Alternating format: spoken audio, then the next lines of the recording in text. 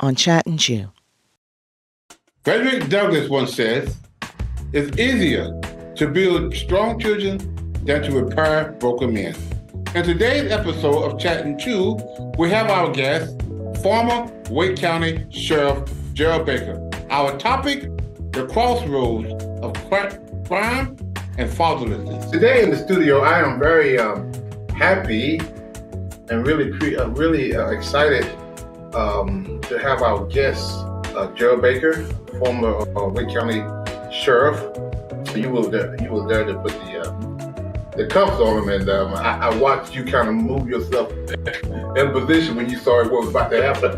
So, born and raised right here in Raleigh. Okay. And graduated from William General High School, and from there went to St. Augustine's College. Right. Then. Yeah. And got over there and doing what I was supposed to do. And Mama called and said, "Pack stuff, your dad come to get you."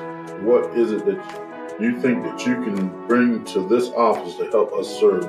I've been very, very fortunate to have some very, very strong men in my life as I moved through life with jobs that were, people who were wanting the best for you. Right. And I didn't hesitate to make sure that you were being who you were supposed to be by all times. When a drug dealer sells drugs to a person, and the person actually OD'd over that drug, could that person who sold him the drugs be charged with a crime? Kids now begin to challenge mom and just say, get to a point where they're saying, "Hey, well, I'm gonna do what I want to do, ain't know what you're gonna do." Right. A lot of them, the parents, the mom will do all they can, all the way down to putting. We know that many of you are watching during your lunch break, so let's chat and chew while you do.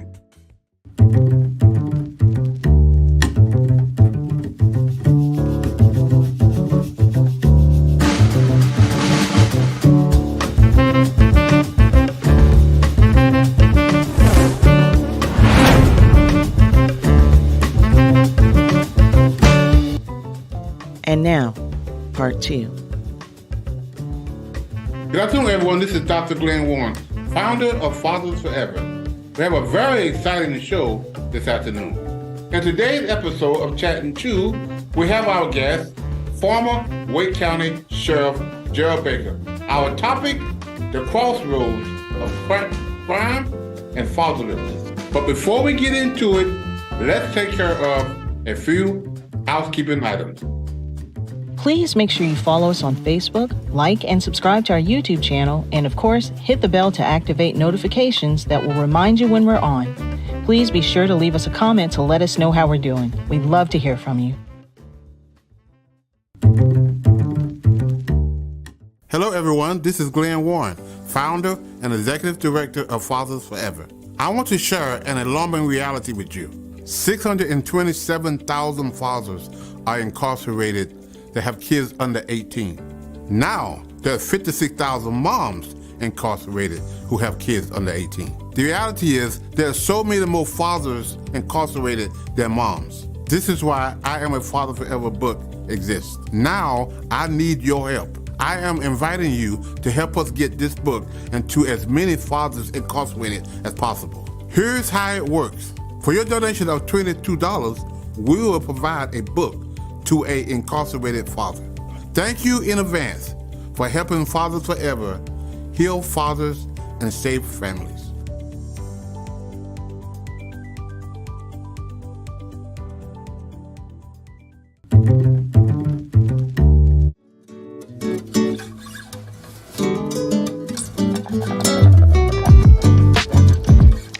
Sheriff Gerald M. Baker retired from Wake County Sheriff's Office on December 5, 2022. On December 3, 2018, Gerald M. Baker was sworn in as the 54th Sheriff of Wake County after serving 28 years in law enforcement. Mr. Baker is a native of Wake County.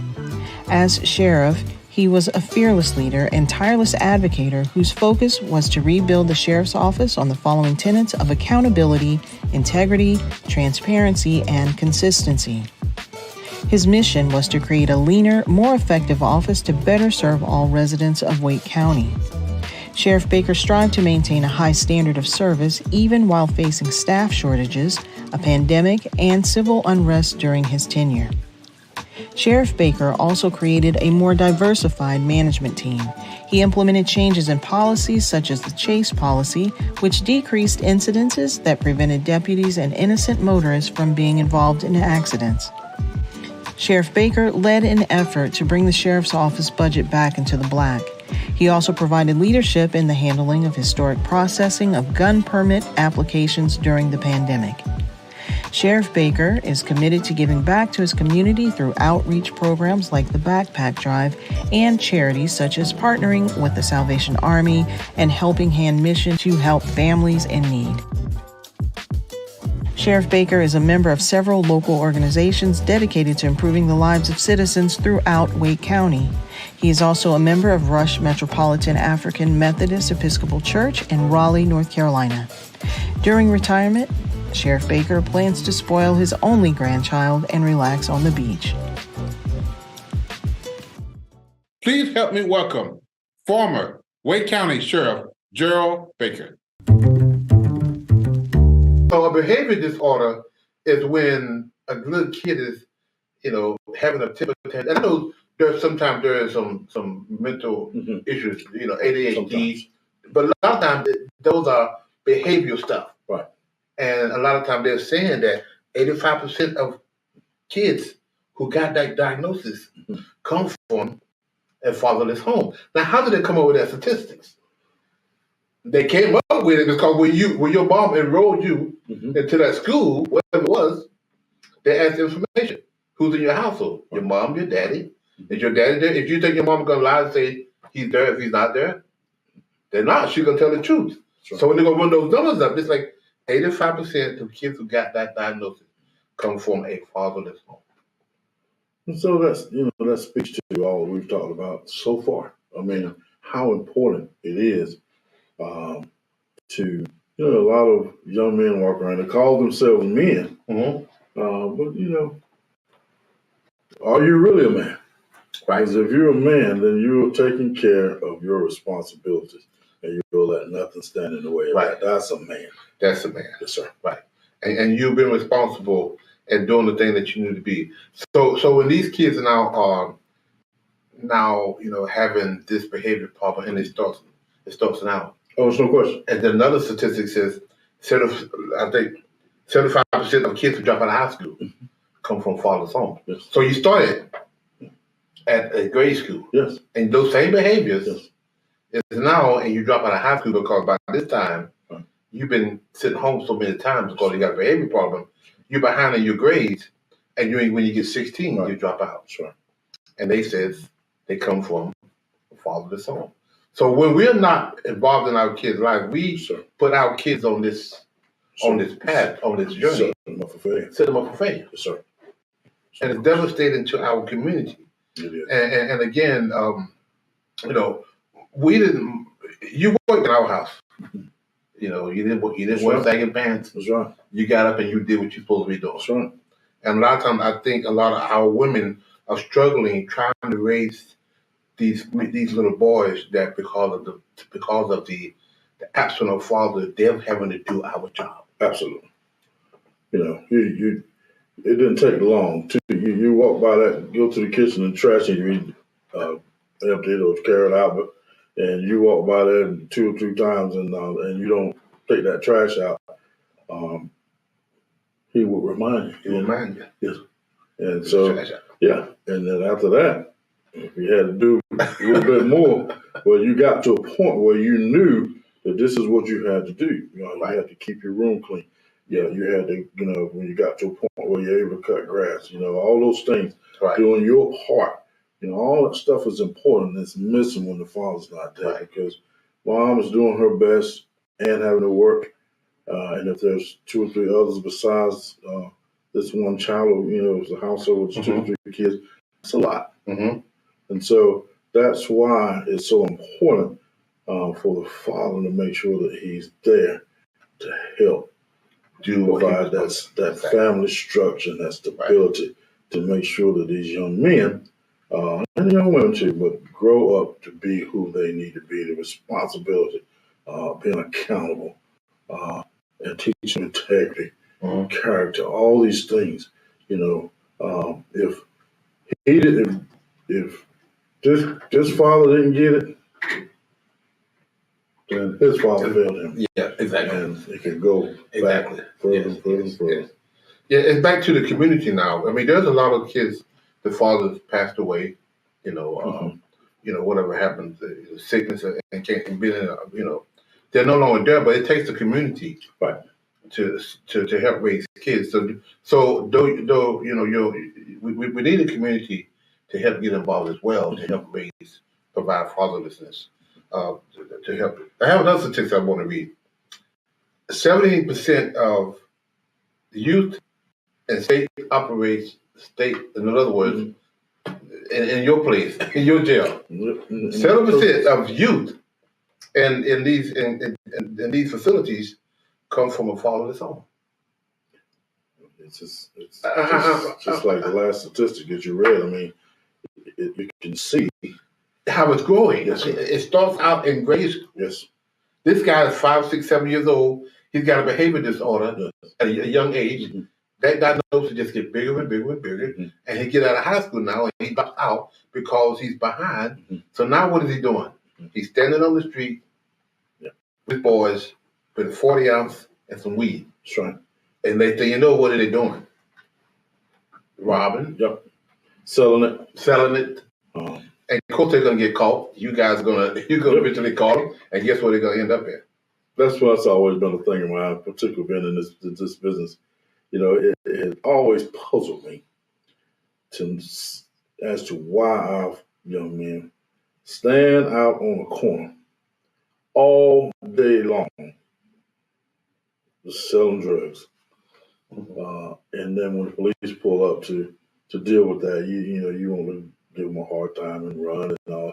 Hey, think about it. Yeah. If you go if you go up on the other side of town, you don't see young men from other races standing out on the corner selling it. But they up there doing it, but they ain't standing on the corner. Yeah, right. So, I've always, we set ourselves up, because we don't have to do that, and again, this is where, a lot of having a father in the household and having that structure, that guidance to help keep them, on the right path, keep them in school. Education is the key. And if you're not trying to get an education, then, there's going to be hard times. And it leads to. Yeah.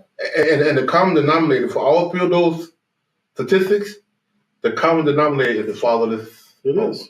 When the foundation is cracked, either you have to fix the foundation or you got to condemn the house. Right. Because the people who live in the house can get hurt. Right. And now our foundation is cracked because of the absence of fathers. And if you've got other children in the house who are younger behind this one that we may be talking about, they're watching.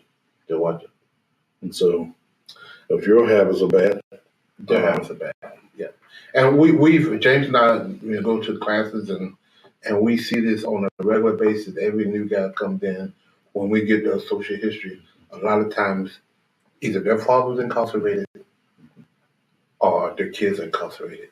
Life's repeating itself. And we've been doing this work for the last 7 years with DPS, where we guys are coming in straight from prison. They've done their time, and they get back to society. A lot of them don't have a home to go at, and so we provide houses and structure and help them find jobs and help them get back with their families. And a lot of times when we sit down and talk to them, they're struggling with the same thing of the absence of fathers. Their fathers wasn't in their life. And I tell them, this could be a motivating factor for you not to go back to prison. It is.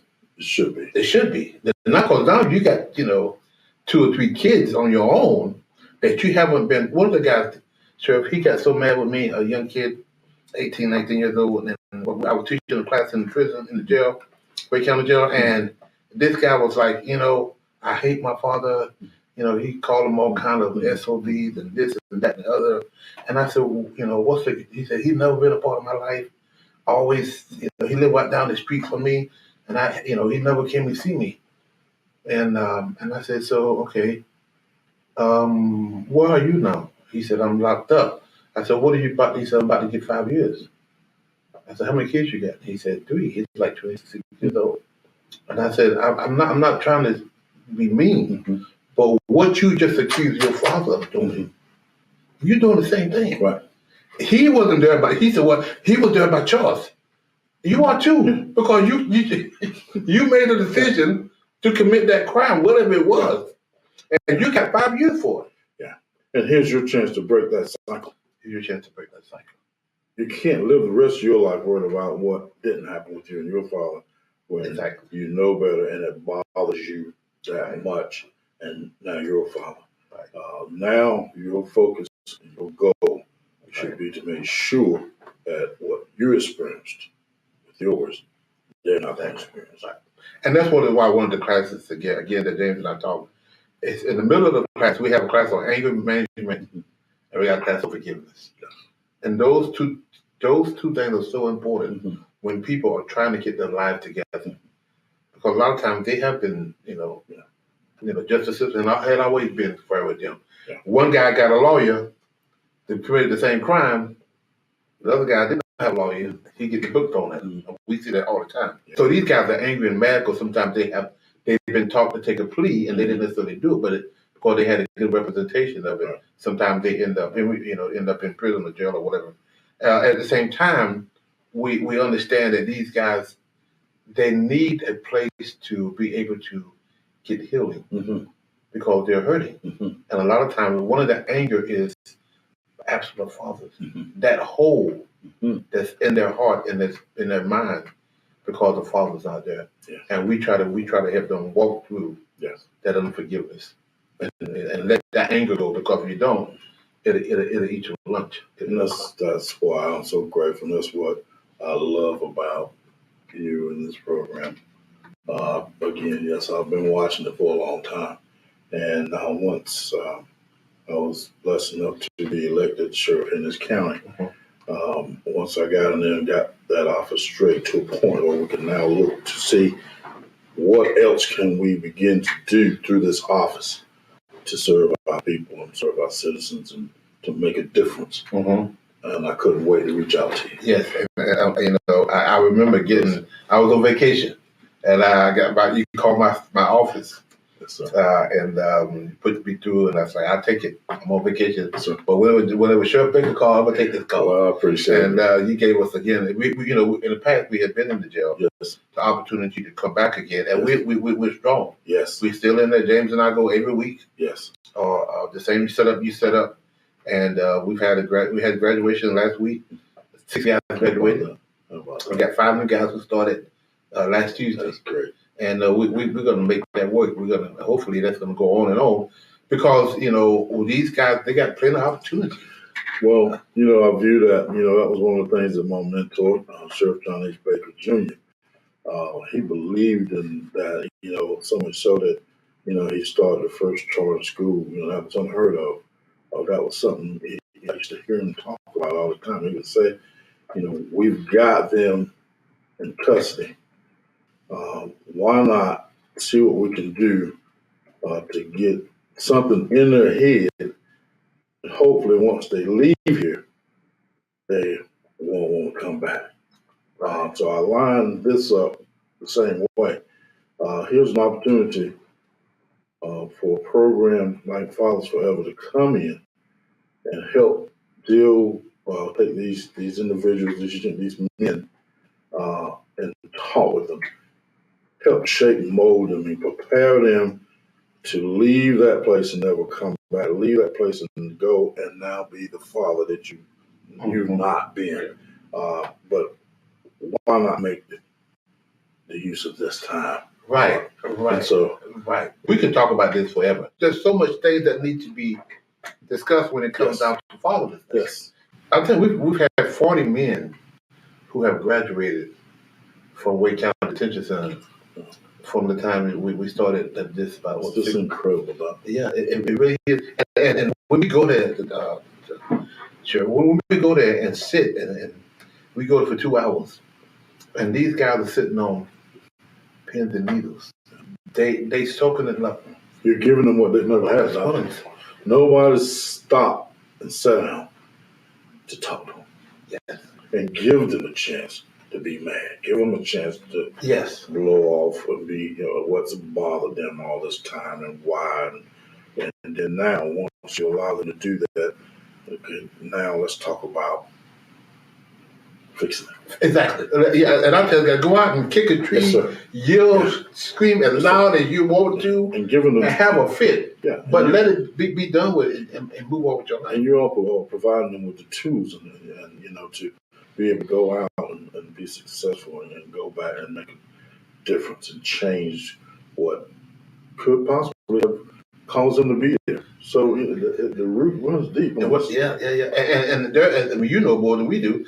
There's a captive audience. Oh yeah. I mean, what are they gonna do? They play cards. Oh, they love it. And they found out you guys were coming in. They were excited about that. Yes. They signed up, and so now we kind of, in fact, you was one of the first ones that bought some books. Sure did. That we are there at a distance. I need to buy some more. Yeah, we got them. Okay. And so we are sending these books now all across America to people who are donating books because we got a call from Alamance County just last week. Okay. They wanted to come down to Alamance County and do a class. We partnership with a program called CLI. That now that we're going to be getting some books because they donate, they get books. They don't buy the books. We have to get the books, raise the money to get the books, and then because the book is the curriculum. Yes, it really is the curriculum that we've been taught for the last since 2008 in the courtroom. Same curriculum. We put it in a book. COVID did a lot of bad things, and I'm sure you can probably speak to that as well. But one of the things that I do, in my opinion, that is make us look at the world differently.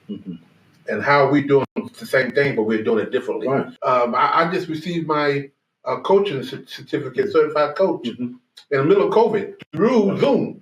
It allows for a expanded audience and to be able to reach out. Exactly, yes. And so what we've done is we've put our curriculum now in Zoom. So now we can go all over, whatever. As long as the guys got access to a phone and an internet, they can do our classes. And so now we are getting, and every facility don't have the capability to have Zoom there, but we can get the book there. Yeah. Or CLI, which we talk about, one of our partners, they distribute the book. They got 1,500 facilities. Okay. They distribute the books to. Okay. And they chose our book. They chose this book to be distributed. How about that? We got a call from Texas a couple months ago. A chaplain in Texas got a box of books that he got from CLI, Bibles and all Christian magazines, and our book was in it. Wow. He called us back and said, how can I get this book into my facility? Okay. And so we're trying to do fundraiser, all kind of things to get the money to get the books into the facilities. Okay. So we want to continue to do that because, like you said, they have their captive audience. Yes, and the reason why we call it dad at a distance is because they still dads. They are. They may be at a distance. Always. So they locked up now, and we can't do anything about that. We can't, fix that. I can't take no time off. He had no time to do it. But we can equip them because one day they're going to get out. Yes, I believe in Fathers Forever. I want to do anything that I can to try to help them. So I'll be buying more books, help get them out, and help you and help the program be successful. Here's 3 ways you can support our Dads at a Distance initiative. Give a copy to a family member, a friend.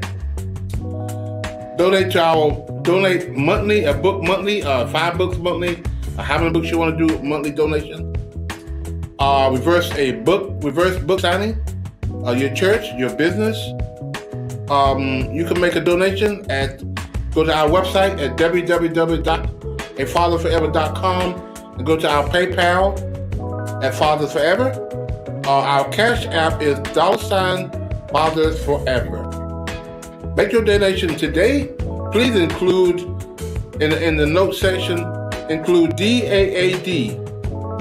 Again, include in the note section DAAD.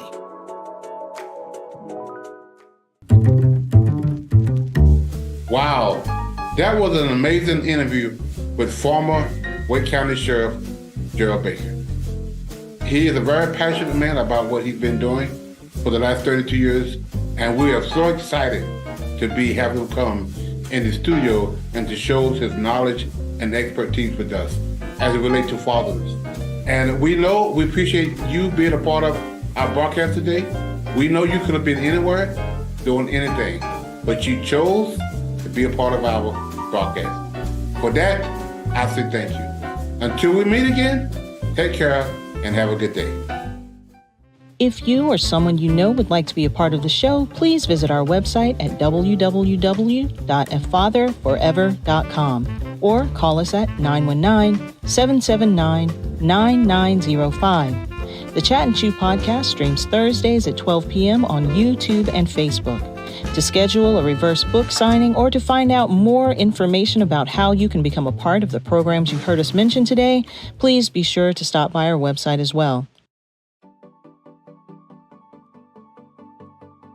Hello, everyone. Welcome to Father Forever University. My name is Glenn Warren, and I will be your instructor. Father Forever University is a remote learning experience where we take our 12-week class, and we meet here every Thursday night from 6 until 7, and we talk about fatherhood. We talk about domestic violence. We talk about where your child support money is going. We teach classes about fatherhood and how important it is to be in your child's life. So these 12 weeks is going to be very important for you guys to understand and the concept of fatherhood and what we're trying to teach you. Father Forever University is broken down into 12 weeks, and you can start at any time during those 12 weeks. The key to it is finishing those 12 weeks. Every lesson is in lecture format, where you listen to that lecture, and then on Thursday nights, we discuss that lecture. The Thursday night discussion is where your homework will be due. Part of your homework assignment every Thursday night is to one, we're going to ask you the question, what did you learn? And the second question, how am I going to apply what I learned? We also have specific assignments for each lesson in the notes below. This has been an introduction into Father Forever University. Now let's get started in lesson 1.